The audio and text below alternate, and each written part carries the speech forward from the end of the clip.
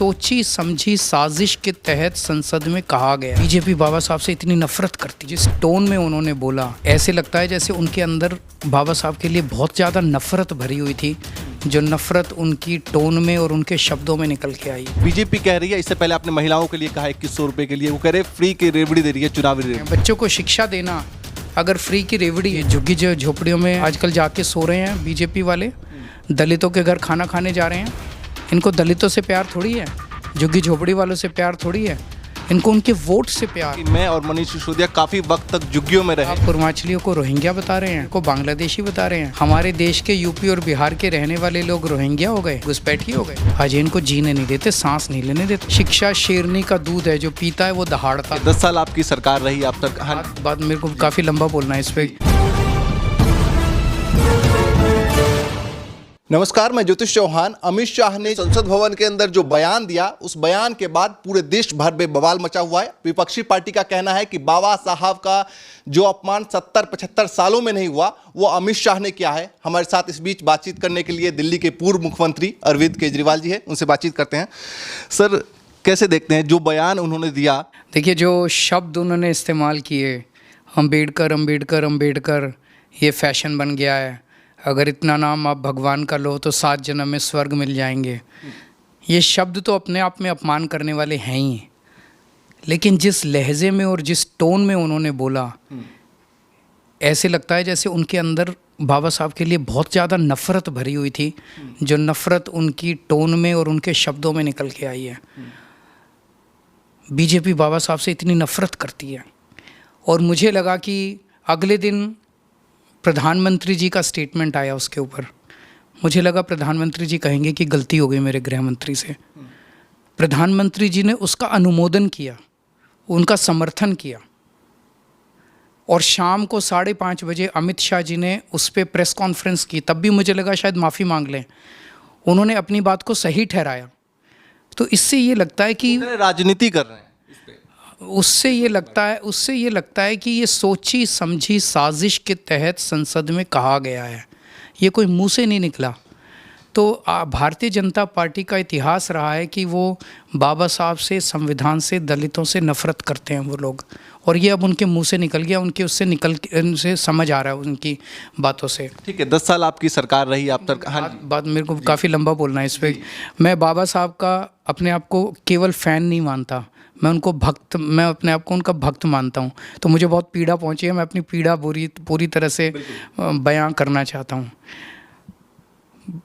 उन्होंने कहा कि बाबा साहब अम्बेडकर का जितना नाम लेते हो इतना भगवान का ले लेते तो 7 जन्मों में स्वर्ग मिल जाता। उनका फैशन बन गया है। मुझे लगता है कि मरने के बाद तो पता नहीं स्वर्ग मिलता कि नहीं मिलता, लेकिन अगर बाबा साहब नहीं होते तो इन दलितों और इनको जीने का अधिकार नहीं मिलता। उनके लिए तो बाबा साहब भगवान की तरह हैं।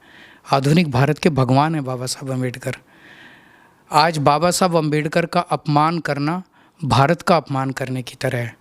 ये आजकल झुग्गी झोपड़ियों में आजकल जाके सो रहे हैं बीजेपी वाले, दलितों के घर खाना खाने जा रहे हैं, इनको दलितों से प्यार थोड़ी है, झुग्गी झोपड़ी वालों से प्यार थोड़ी है, इनको उनके वोट से प्यार है।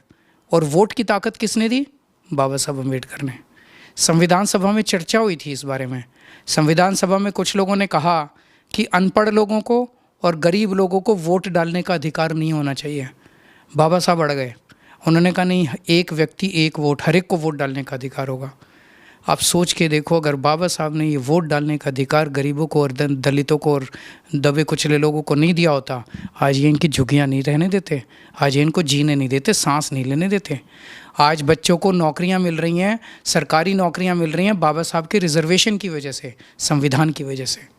ठीक है, आपकी सरकार, आप 10 साल रहे हैं अभी, मुख्यमंत्री के तौर पे काम किया। आपने क्या किया है दलित समाज के लिए 10 सालों में? सबसे बड़ा काम किया जो बाबा साहब का संदेश है, शिक्षा। हमने सरकारी स्कूल शानदार कर दिए। इन सरकारी स्कूलों में पहले कौन पढ़ता था? दलित समाज के लोग पढ़ते हैं, गरीबों के लोग पढ़ते हैं, दबे कुचले जिनके पास पैसे नहीं होते वो लोग पढ़ते हैं सरकारी स्कूलों में। आज हमने इतने शानदार सरकारी स्कूल कर दिए कि लोग अपने बच्चों को प्राइवेट स्कूल से निकाल के सरकारी स्कूल में भर्ती करा रहे हैं। आज दलित समाज के बच्चे बड़े होकर डॉक्टर बन रहे हैं, इंजीनियर बन रहे हैं। बाबा साहब को फ़ख्र होगा अगर आसमान से देख रहे होंगे कि केजरीवाल मेरे बताए हुए रास्ते पे चल रहा है। आज आज मैंने ऐलान किया है, बाबा साहब अम्बेडकर जब लंदन स्कूल ऑफ इकोनॉमिक्स में अपनी डिग्री कर रहे थे, पीएचडी कर रहे थे, उनके पैसे ख़त्म हो गए, उनको वापस आना पड़ा। फिर दोबारा पैसे बीच में छोड़ के दोबारा पैसे जुगाड़ करके गए और फिर अपनी डिग्री पूरी करके आए। आज मैंने ऐलान किया है कि दलित समाज का कोई भी बच्चा फॉरेन यूनिवर्सिटी में एडमिशन ले ले, टॉप की यूनिवर्सिटी में, उसका सारा पढ़ाई का खर्चा हम देंगे। 12वीं क्लास के बाद कंपटीशन के पेपर देने के लिए कोचिंग करने की ज़रूरत होती है। आज कोचिंग कितनी महंगी हो गई, 3-3, 4-4 लाख रुपए लगते हैं। हम पिछले 3 साल से योजना चला रहे हैं, जय भीम योजना। इसके तहत दलित समाज के बच्चे अगर कोचिंग इंस्टीट्यूट में एडमिशन ले लेते हैं, उसका सारा खर्चा दिल्ली सरकार देती है। 23,000 बच्चों को अभी तक हम एडमिशन दिला चुके, वो पढ़ाई करवा चुके हैं। इसके अलावा दिल्ली जल बोर्ड में 200 सीवर कर्मचारी, जो सीवर के अंदर घुस के जो गरीब लोग काम करते हैं, उनको हमने सीवर का ठेकेदार बना दिया है। उनको हमने मशीनें, सीवर साफ़ करने की मशीनें दिलवाई हैं।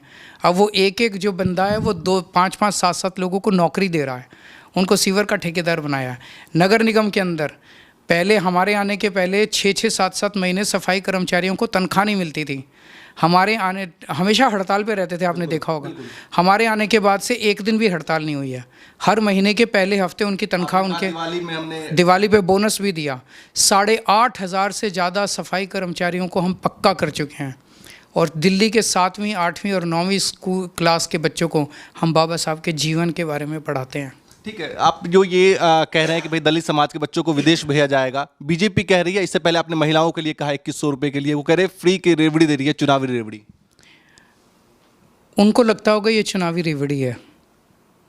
बाबा साहब अम्बेडकर कोलंबिया यूनिवर्सिटी गए, लंदन स्कूल ऑफ इकोनॉमिक्स गए, पढ़ाई की। बाबा साहब अम्बेडकर ने संदेश दिया कि शिक्षा एक ऐसा हथियार है, शिक्षा शेरनी का दूध है, जो पीता है वो दहाड़ता है। बाबा साहब के बताए हुए रास्ते पे हम लोग चल रहे हैं। बच्चों को शिक्षा देना अगर फ्री की रेवड़ी है, मैं समझता हूँ इससे अच्छा राष्ट्र निर्माण का काम नहीं हो सकता। अगर आप गरीब आदमी को शिक्षा दे दो, उसके बाद तो वो फिर अपने आप अपने परिवार को। आखिरी सवाल है, पूर्वांचली को लेकर और रोहिंग्या को लेकर जो बात चल रही है बीच बीच में, और आपने कहा कि भाई कल प्रेस कॉन्फ्रेंस करके कहा कि भाई हम पूरी दिल्ली में जाएंगे और बताएंगे कि भाई आपको रोहिंग्या कहा जा रहा है, जो पूर्वांचल, यूपी, बिहार के लोग हैं। कब से इसको शुरू कर रहे हैं और क्या कुछ करने वाले हैं?